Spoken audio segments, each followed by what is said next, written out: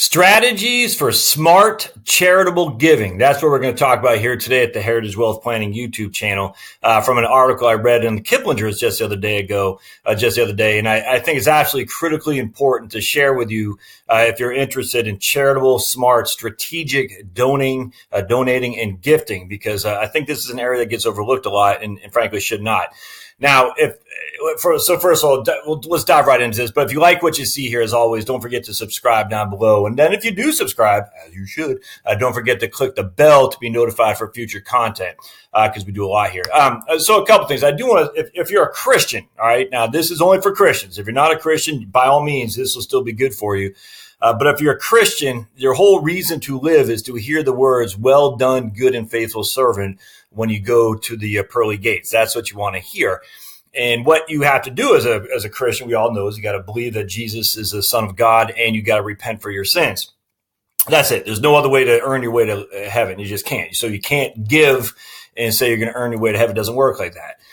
But as a Christian who feels that God is truly in control, and you look around yourself and you see this abundance of living in America or Canada. Most of my video watchers are in America and Canada. But if you live and see this abundance around you, you might feel this just gnawing at you that you have an obligation to give some of the blessings that you have. And if you're understanding the proverb of the talents or the parable of the talents, you know that you've been blessed with a lot, but to whom much is given, much is expected. And so as a Christian, it's up to you to really kind of foment a giving strategy in your brain, so that way you can do what you've been tasked to do as living in Western civilization with all this affluence that you have around you.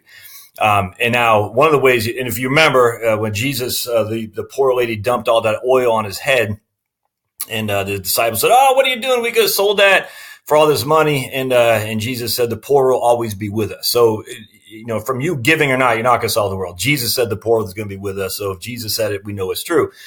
Secondly, you remember the lady who gave her last dime or whatever it was back then, to the church, even though it wasn't much, but she gave the last, and she was going to be rewarded for her faith, essentially, because she had faith that God will provide. So as a Christian, you have to have faith that God will provide. Now, that doesn't mean you just go and, you got to decide however that is to you. The Holy Spirit will speak to you in your line of reasoning, for sure.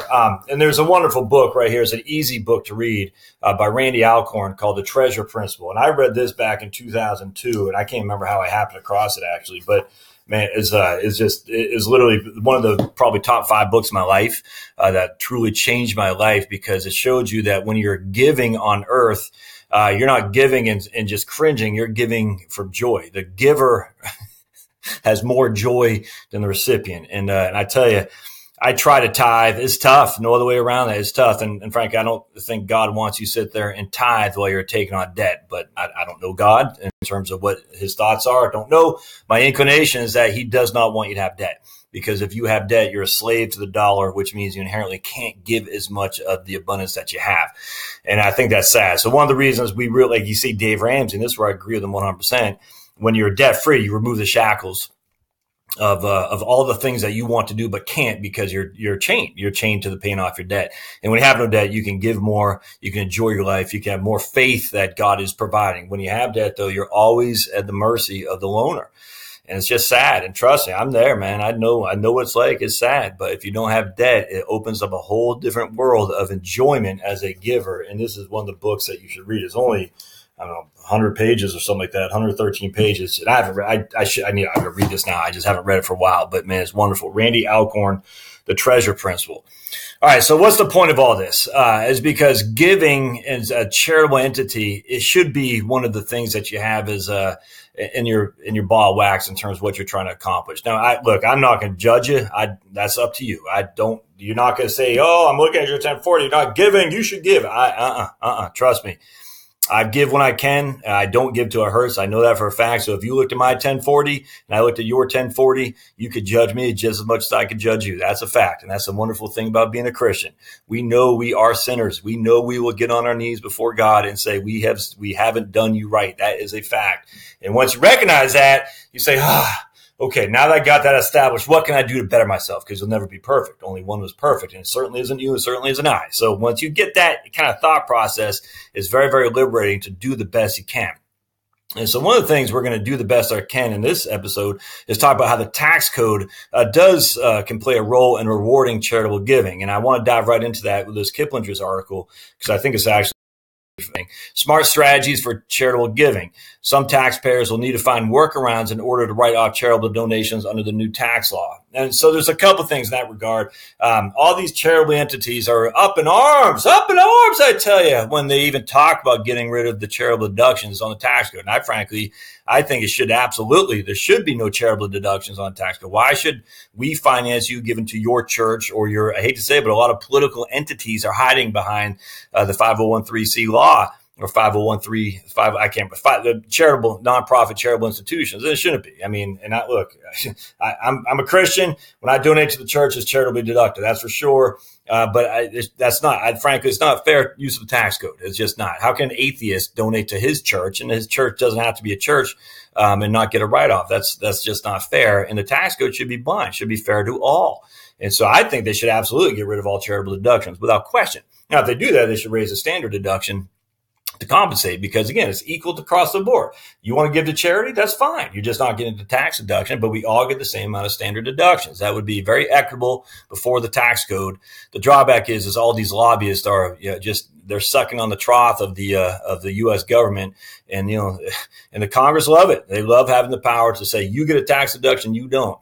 But here's the problem. Under the new tax law, with the standard deduction so high, if you're not itemizing, you don't get a charitable deduction anyway. So all these people say, I need a deduction. And you're like, do you? Because you only have $20,000 of taxable income. What will a deduction do for you? Or I need a deduction. You? Because even with your itemized deductions, if you were to itemize, you're still going to be under $26,600 of standard deduction. So all the charitable giving that you have given up to this point will not be written off anyway, because the standard deduction is higher. And a lot of people just don't get that. So let's talk about this here. I like this quite a bit, actually. This is from Mary Kane from Kiplinger's. And as always, I love Kiplinger's. I mean, you should go there. They just got so much good stuff on Kiplinger's website, kiplingers.com.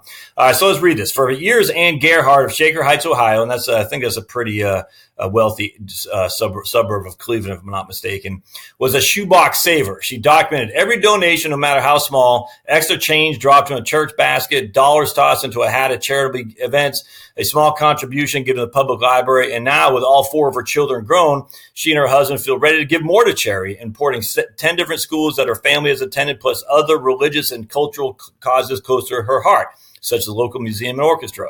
It has always been important for us to make charitable gifts. Man, more power to you. I just don't think you should get a deduction for that, but that's just me barking at the moon, I guess. But the Gerhardts don't have Bill Gates kind of money to give away, and Ann feels a bit devastated over the new tax law, which caps the couple state and local tax deduction at $10,000 and makes it unlikely they'll itemize. Instead, for 2018, they will offer the higher standard deduction, $26,600 for married couples. But that means the Gerhardts won't get financial benefit from their donations, which usually total about $13,000. And see, this is my issue. I mean, if you're donating, the Gerhardts aren't doing this. I'm just saying, if you're donating simply for the charitable deduction, it's like these guys. They give because it feels good. It feels good to know you're helping. I'm just telling you. And that's what Randy talks about in the book. The treasure principle is you give not to receive the tax deduction, but you give because it feels freaking awesome. When you are giving stuff, you feel great. It's a high that you just can't equate it to anything. And so again, why the lady who gave her last dime in the Bible in the New Testament, why she did it, because it made her feel good. And it's just a wonderful thing. You're helping somebody and you feel good about it too.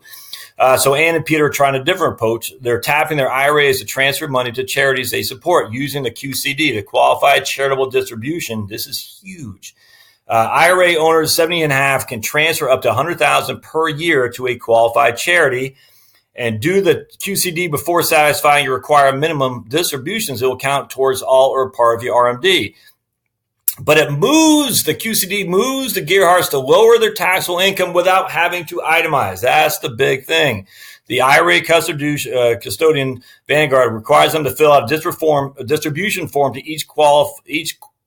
qualify each donation as a QCD. It doesn't require more planning than I'm used to. It does require more planning than she's used to, simply because you got to get the tax ID of the charity you're going send the money to the, you got to get the tax ID, you got to get the name of the charity and address. It's literally that simple. And I guarantee you, every single charity knows this, and every single charity will have that at the ready, and they'll probably even have it on the website. All right, so let's take a look. Let's talk. All right, so here we go. Retirement often is a pivotal time for charitable decisions since other adults are moving into a new phase of their lives, and retirees typically are reliable donors, happy to open their wallets even in their later years. Most maintain their previous charitable giving levels in retirement, even as they cut back their other kinds of spending. To keep giving successfully later in life, you want to find ways to donate based on your philanthropic goals while maintaining the income you need in retirement.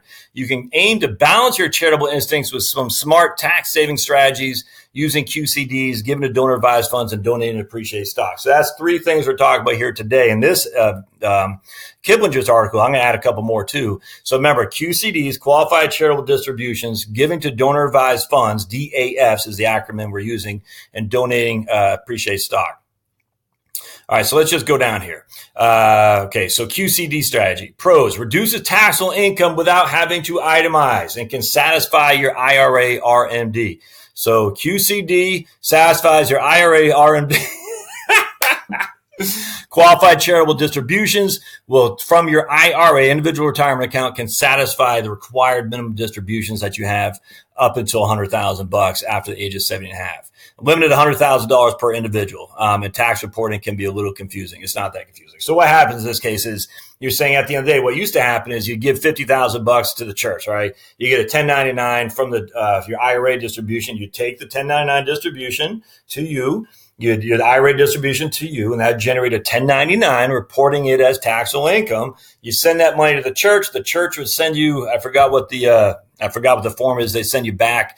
And as long as those two things offset, you were good to go. But you had to itemize, all right? So you had to go and itemize, what's that, Schedule A? Is that Schedule A is interest, Schedule B? I can't remember. But you had to itemize on your tax form in order to take that $50,000 and write it off.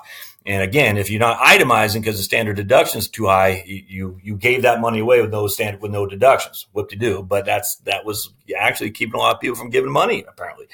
But like the Gerhardts, this guy, Joe Namath, literally Joe Namath. I didn't know he was a CPA. I thought Joe Namath was a quarterback. I'm sure he gets that all the time.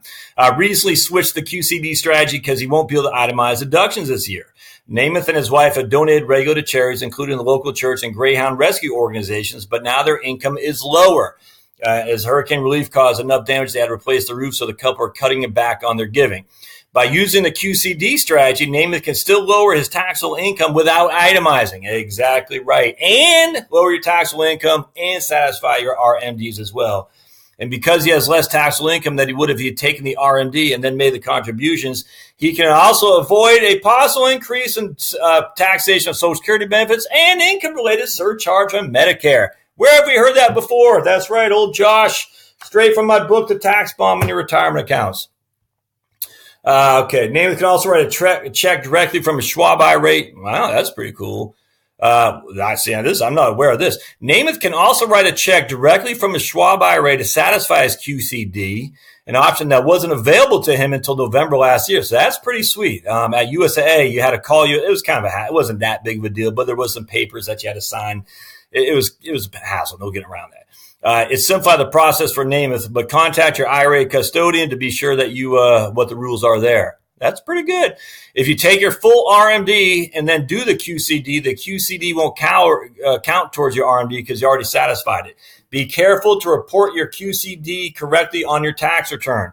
Your IRA custodian will send you a 1099-R form, but it won't specifically identify the distribution as a QCD. Instead, you will report the distribution on line 15A of your 1040 as a gross distribution. Subtract the amount of your QCD and put the remainder on line 15B under that is the taxable amount. So if you donate your entire RMD, for instance, that line would be 0. Then write QCD next to that line. So that's pretty important to understand. So again, minor finagling here, but just make sure you do it right. And always keep the form that you received from your charitable endeavor. They're going to send you, I'm just drawing a blank what it is. They're going to send you a form that says you made the gift. Keep that in your taxes for the rest of your life. Donor advised funds. Now, these came 15 years ago, I think. It was a Fidelity that did the first major one. I think it was. They've come more and more. In fact, USAA is now offering them and whatnot. I'm a huge fan of DAFs, donor advised funds. Donor advised funds can help bunch deductions so you can itemize. The money grows tax-free and you can donate anonymously. Now, I will tell you, donor advised funds are always under attack from the high tax advocates because they feel it's geared towards wealthier people in order to allow them to itemize. It may well be, but again, another reason to get rid of charitable deductions anyway, but that's just between you and me. And but anyway, for donor advised funds, you can literally give a ton of money to a DAF. It's just a mutual fund, literally. And now what you do is you pull money out each year to satisfy your giving needs. So you can, well, let's just read it. You can recommend cons. You can recommend grants to charities, but you don't have absolute control. Accounts may have minimum initial investments and ongoing fees, and they might have a minimal initial how much you can actually give. Donor advised are charitable accounts set up in your name, but held by a large nonprofit organization or qualified charity. You can donate cash or assets, such as appreciated securities and real estate, to fund your causes you care about and take an immediate tax deduction in the same year. That's the big deal. You get an immediate tax deduction on the $300,000 you put in there today, but you don't have to give the $300,000 today. You can give it over time at 5% a clip. And so if you put it into a mutual fund that could grow, theoretically, that $300,000, if it grew at 10%, even after distributions, it'd be worth $600,000 in 10 years. All right. So that's not too shabby. Donor advised funds are especially useful when you need to lower your tax liability after a major financial event, a large bonus selling your company, a lot of capital gains from rebalancing your portfolio, converting money to Roth accounts. I'm telling you, that's a good strategy right here. You can continue to be charitable in an account in which the assets grow tax-free. Many donors understand the benefits of a DAF while they're in a higher income tax bracket. It's kind of like a family. It's the opposite of it. It's a poor man's family foundation. So a lot of people set up these private family foundations like the Ford Foundation. All right. Well, you got to be Henry Ford and the Rich Rockefeller Foundation. You know, old Josh doesn't have that kind of scratch. So if I want to set up a donor advised fund, say for $10,000 as a minimum, at I think that's at Vanguard or Schwab, 25,000 at USAA. I can't remember off the top of my head, but basically 10 to 25,000, you can establish a donor advised fund and you can give money to whenever you want, and you can take money out of it. You're supposed to take a distribution. I think it's 5% a year. And I would. And when I mean a distribution, not you taking it and receiving the cash, is your point to say, I want to give that money to Boys Club. I want to give that to the Zimbabwean refugee crisis. Whatever you want to do, you have to point to the Vanguards or the USAA or Schwab's to say, send that money to those guys. And you don't ever take control over it, but you can still decide when that money goes, how much, and then you get to take the tax deduction when you make the initial contribution, which is pretty sweet. They're not difficult to use and establish, and they've been growing in popularity in recent years, getting an additional boost after the tax law limiting itemization. Half a new donor advised funds, half opened in 2017. That's pretty, I did not know that. And with 2018 tax planning well underway, donations to new and already established DAFs were up 140% ahead of last year, even though half of all the new money opened in it last year. Pretty interesting. You can use the donor advised funds to help maximize charitable giving in the years you plan to itemize. Instead of giving $10,000 each year to charity, you can say give $40,000 in 1 year to a donor advised fund, so you can get the $40,000 qualified or the qualified distribution. Charitable deductions, excuse me. So you say, I'm going to give $40,000 this year, so that way I can bunch all my charitable contributions into this year and take those deductions. You could itemize in that 1 year, but still direct $10,000 a year to charity from your donor advised funds in the following years, even if you are still taking the standard deduction. It's a wonderful strategy, folks. There's literally the donor advised funds are one of the most underutilized strategies that are out there. Looks like they're starting to become utilized more and more. You have many choices when it comes to setting up a donor advised fund, financial services firms, Schwab and Fidelity. Why would Schwab and Fidelity, USAA, Vanguard have donor advised funds? Well, because you invest in their donor advised funds and you're investing in their accounts, i.e. their mutual funds or ETFs, into their portfolios in which they get fees on it. Makes sense, actually. It makes complete sense, which is why USAA is doing one too. They said, wait, we don't want you to donate only at Schwab, we want you to donate here so we can keep the money in-house and earn our fees off that. Maureen Hackett and her husband Jim opened their first DAF in 1998 at the Greater Houston Community Foundation. Now, with a community foundation, you just got to understand, how are they investing it? Like, how is this happening? And that's the issue. Some of these community foundations might hire a brokerage firm, the old white shoe brokerage firm is charging 1.5. Frankly, I'd be highly suspicious if that were to happen, just because if they're a charitable entity, no way they should be paying that kind of money for fees, but they could. So you just got to be careful when you're doing it through a community foundation as opposed to directly through Schwab or Vanguard or Fidelity. Since they used it to support a mobile classroom on campus for teenage unwed mothers, a retirement home for Jesuit priests, and education services for programs at Notre Dame. They've also involved their 4 children, now all in their 30s. The children added concerns about their own early childhood education, autism, sex trafficking, and more. We've always wanted to concentrate on the causes that are most meaningful so our money can make a measurable impact. If you prefer to donate anonymously to your fund, you can do so by just checking a box. You can't take some or all of it back if you suddenly need the money. It is a gift, my friends, and like any gift, if you're going to take a deduction on the gift, you are separating it yourself from your money. You can't ask for it back because you're not going to get it back. That's all there's to it. It's just same with giving. If you gave old Josh money as a way to reduce your estate because you're trying to minimize your estate from the estate man, you can't turn around and say, the estate tax is much higher now, give me back my money. It's not going to work like that.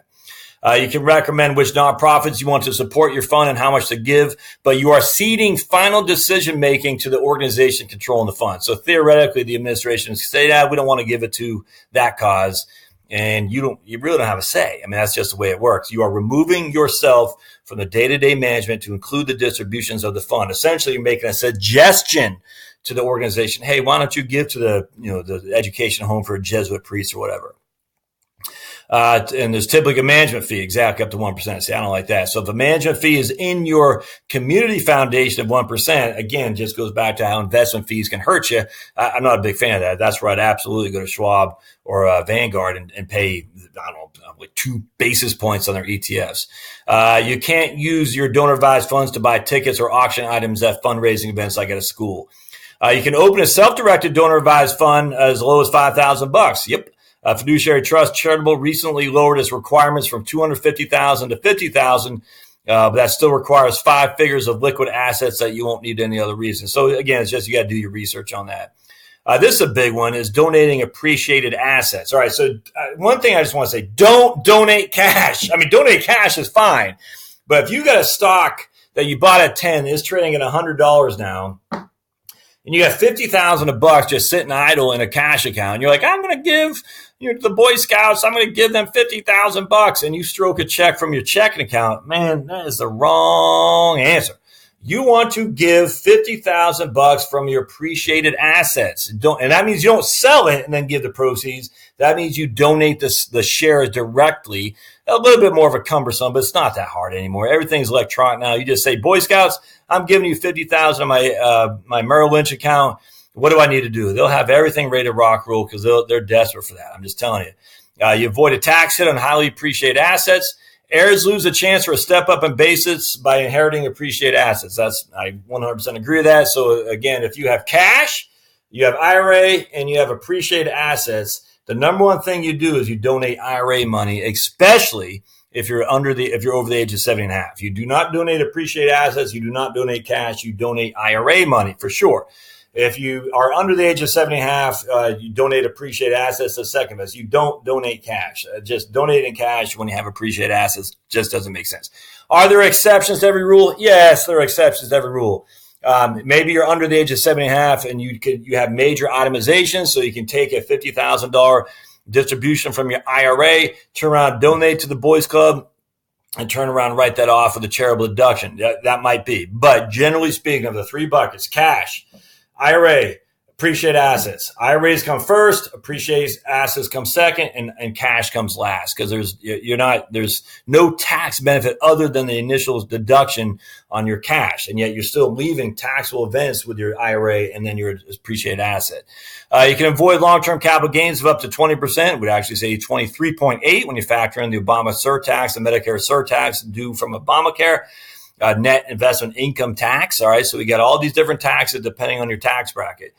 They can be the financial gifts of the most power, says Paula Hogan of Hogan Financial. Man, I've heard of her. Where have I heard of Paula Hogan? That name rings a bell to me. I don't know why. You get the full market value of the appreciated securities as a tax deduction, and the charity can then sell the securities and not be liable for any capital gains tax either. Mark Miller, a CPA, offers this example. Say you bought a stock for $10,000 a decade ago. Now it's worth $50,000. If you donate that $50,000 to a donor-advised fund and then made full grant requests to charities, the full $50,000 can be given to charitable causes. You would pay no taxes on the $40,000 gain. If you instead, now that's if you give it to a donor-advised fund, or you just give the appreciated assets directly to your charity. Either way, if instead you first sold the appreciated stock and donated the proceeds, you'd have to pay long-term capital gains on the $40,000 gain, and that would reduce the amount you could donate. Miller has high net worth clients review their portfolios and designate the most appreciated positions for donor advised funds and other charities. In some cases, and instead of doing a QCD, qualified charitable distribution, you may be better off taking your IRA payout as taxable income and offsetting it with a charitable deduction for the donation of appreciated assets. That strategy works best if you have substantially appreciated securities in a taxable account to donate. We won't get in there too much, but here's my man Kitsis. With the extended bull market, you can find yourself in just that position, says Kitsis. And this is like the machine. Again, I don't think he's real because he writes so much stuff. I've yet to see him bleed. Now, I heard his 3 kids in the background one time on a podcast he did. So theoretically, Kitsis has children, but I don't know that for sure. If there's any guy you want to follow, if you want to get deep in the financial planning rabbit hole, Kitsis is the guy to follow. All right, so it basically also consider your potential heirs. Inheriting a traditional IRA means inheriting his tax bill. Where have we heard that before? Inheriting it when the money comes out. But heirs can step up a basis on appreciated assets such as stocks or real estate and not pay any taxes. So if you give away appreciated assets, the tax break your heirs is given up to. So just a couple things going on there. So just remember, when it comes to charitable contributions, IRA first, without question. Appreciated assets second, cash last. All right. IRA, IAC. IRA, appreciated assets, cash. There's just no other way around that for sure. All right. So lastly, I want to share with you a couple things too. I know we're kind of going long in the tooth here, but I think it's important. One thing that you should not do, and I'll leave this to your attorney. This is let me make myself bigger. This is from an estate planning attorney who is very, very prominent. In fact, knew some of those prominent people out there in the investment world. And he worked on Wall Street. This guy, he just a great man, an old retired Marine. I'm sure he's since passed. But I was sitting out there at a bar in Oyster Bay, Long Island with this man. And he used to write for Trust and Estates magazine, just a good guy.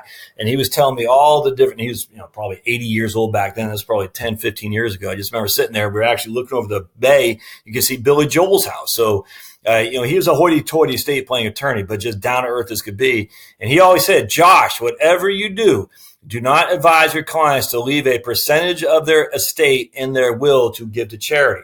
He basically slammed the table like Khrushchev at the UN, telling, we will bury you to the United States. He said, don't do that, because what happens is, he says that when you die and the charity finds out that they are a part of your estate, well, your estate is all inclusive of everything, to include this coffee cup, to include everything. If you say I'm leaving 5% to the Boys Club of America, the charity says, I want 5% of everything, not just 5% of an IRA or 5% of a taxable account. They want 5% of your estate, because that's what you said. And that's right for them to do that. Well, how do they get that value? All right. Well, this coffee cup, how much is it worth? It has to be appraised. And so before the estate can be settled, someone's got to go in there and represent the charity to make sure they're getting what you said you were going to give to them, which is 5% of your estate. And what this guy is telling me is the attorney general of your estate, it won't be him or her specifically, who is enforced with a rule to make sure that the charitable entities are represented when it comes to settling an estate. All right, look, have I ever been through this scenario? No, absolutely not. But it can inherently make sense when you think about it. I leave 5% of my estate to the Boys Club. All right, I die. The Boys Club says, hey, we get 5% of the estate. It says it in the will. All right, so what does the estate mean? In fact, I don't know. Does it mean including the IRAs that I left as beneficiary designations? Well, those transfer without going through the estate because it's a probate avoidance technique with a beneficiary designation. But could the estate say, no, he said 5% of the estate.